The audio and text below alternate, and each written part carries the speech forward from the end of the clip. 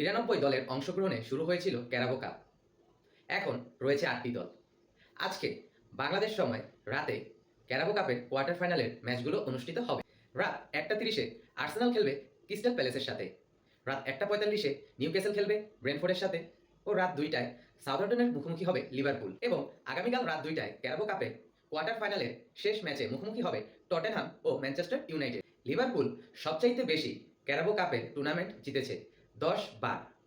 তারপরে ৬ বার জিতেছে Manchester United, ৪ বার জিতেছে টটেনহাম ও ২ বার জিতেছে আর্সেনাল।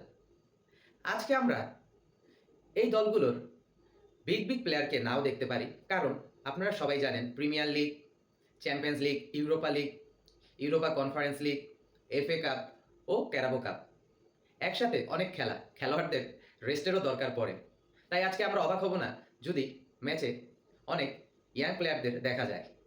আজকে রাত্রে টেলিভিশনের পর্দায় চোখ রাখুন ক্যারাবো কাপের কোয়ার্টার ফাইনালে। একটি এক্সাইটিং কোয়ার্টার ফাইনাল হতে যাচ্ছে। আজকের জন্য বিদায় নিচ্ছি। সবাই ভালো ও সুস্থ থাকবেন। আল্লাহ হাফেজ।